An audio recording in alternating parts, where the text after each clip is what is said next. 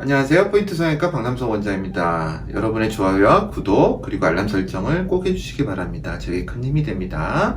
오늘 보실 카페 상담 내용은요, 눈매 교정이라는 건데요. 사진을 좀 많이 올리셨습니다. 지금 사진을 봐서는 남자분 같다는 느낌이 드는데 눈 사진만이기 때문에 확실하진 않나 보입니다. 근데 남자분 눈이라면 상당히 자연 이 아래를 보시면은요, 문의 내용을 보시면 자연산의 겉쌍꺼풀인데 사진에 1, 2번은 힘 안 준 상태, 절개로 낮추는 것 부담스럽고 3, 4번처럼 눈이 번쩍 뜬 건데 비절개 눈매 교정만 할 수 있을까요? 쌍꺼풀을 하기 싫어서요. 이런 질문입니다. 쌍꺼풀을 하기 싫다는 거 보니까 남자분 같으신데요. 처음에 이제 힘을 안 줬을 때 사진을 보겠습니다.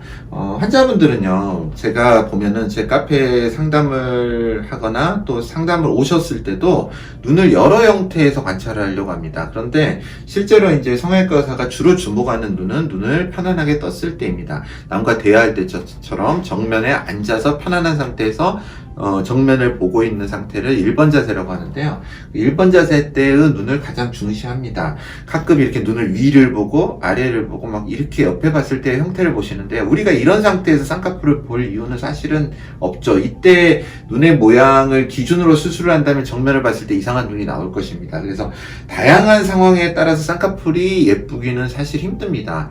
우리가 한국 사람은 사실 쌍꺼풀이 없어야 되는 눈입니다. 그걸 억지로 쌍꺼풀 수술로 만드는 건데, 그거는 이제 있어야 되지 않을 거를 구조적으로 바꿔주는 거죠. 그 구조를 변경시키는 거죠. 그게 반대급부를 낳게 됩니다. 그래서 가장 반대급부가 적은 그런 문제라든지 다른 부작용 같은 게 나지 않는 방향으로 수술을 하는 게 수술의 일 원칙이겠죠. 물론 제 수술의 경우는 어쩔 수 없는 경우가 많습니다. 처음 수술이면 그래도 좀 더 부작용이 적으면서 당김이라든지 안구건조라든지 뻑뻑함 여러 가지 문제가 있을 수 있겠죠.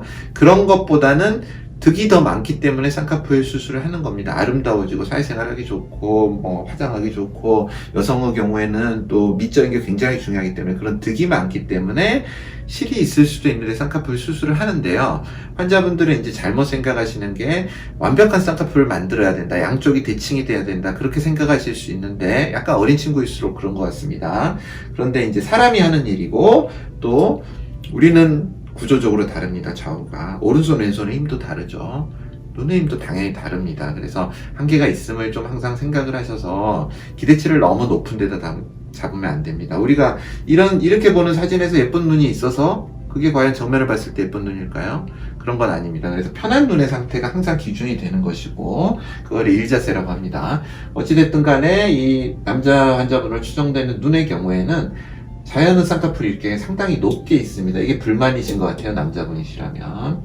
편안하게 떴을 때가 기준이기 때문에 이게 평상시에 눈의 형태일 겁니다. 그런데 환자분은 아래 3, 4번처럼 힘줬을 때 쌍꺼풀이 당연하게도 눈이 크게 떠지니까요, 쌍꺼풀이 안쪽으로 들어가겠죠. 그러니까 더 낮아지니까 더 힘을 주면 더 낮아지겠죠. 이런 상태를 원하시는 것 같습니다. 이런 상태를 만들자면 사실 눈매 교정인데요. 문제는 지금 이 정도까지 가면 눈매 교정을 과교정입니다. 사실 이 정도까지 가버리면. 그래서 이렇게까지는 할 수가 없고, 라인을 위에 생기는 거를, 이렇게 위에 생기는 걸 방해하면서 남자분이니까 속쌍꺼풀로 만드는 방식으로 수술을 진행을 하는 게 가장 올바릅니다. 그런데 문제는 남자분이기 때문에 아까 절개는 싫다고 하셨죠. 절개를 하면은 이 부분에 기존에 있는 쌍꺼풀을 만드는 안쪽에 조직들을 어느 정도 변경을 시킬 수가 있는데요. 비절개로 하면은 실의 힘만으로 아래를 강하게 쌍꺼풀을 만들어서 위에 쌍꺼풀을 간섭을 만들게 하는 겁니다.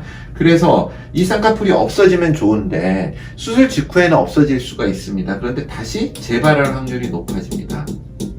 그래서 이제 이런 남자 환자분들이 오셨을 때, 저 같은 경우 상담을 할 때 재발할 확률이 높지만 처음 수술부터 절개로 해서 이 부분을 풀어주는 거는 그다지 바람직하지 않기 때문에라는 걸 설명을 드리고, 재발을 하더라도 비절개 눈매 교정이나 비절개 쌍꺼풀로 라인을 낮추는 방향으로 합니다. 환자분에게 미리 설명하면 환자분은 받아들일 수가 있습니다. 그런데 나중에 수술 후에 하면 변명이 되겠죠. 그래서 미리 설명을 꼭 드리고 재발 가능성을 말씀을 드립니다. 보통은 제가 2번까지는 비절개로 잡아주고요. 그래도 재발이 되면 절개를 하자고 합니다. 혹은 또 부분절개로 부분적으로 이 부분을 풀어주는데요. 안전하진 않습니다. 그래서 환자분과 충분히 상담한 후에 비절개로 아래쪽에 강화된 라인으로 여기에 위쪽에 라인이 생기는 걸 방해시키고 눈매 교정이 필요한 눈이라면 더 잘 떠지기 때문에 이 강화된 눈매와 함께 강화된 쌍꺼풀이 위에 쌍꺼풀을 방해해서 더 재발할 확률은 좀 더 떨어지겠죠. 그래서 상태를 파악해서 눈매 교정을 하거나 안 해서 속쌍꺼풀로 만들어서 위에 쌍꺼풀을 삭제를 하는 방향으로 갑니다. 사실 이런 경우는 재발할 가능성이 꽤 높다고 봅니다. 그래서 재발의 염두까지 둔다면 비절개로 한번 해보고 그래도 재발할 때는 절개로 속쌍꺼풀이라든지 아주 얇은 쌍꺼풀을 만들어서 쳐져서 자연스럽게 하는 그런 방식으로 수술을 하면 해결이 될 것 같습니다. 감사합니다. 포인트 성형외과 박남성 원장이었습니다. 여러분의 좋아요와 구독이 저에게 큰 힘이 됩니다. 좋아요를 꾹 눌러주세요. 감사합니다.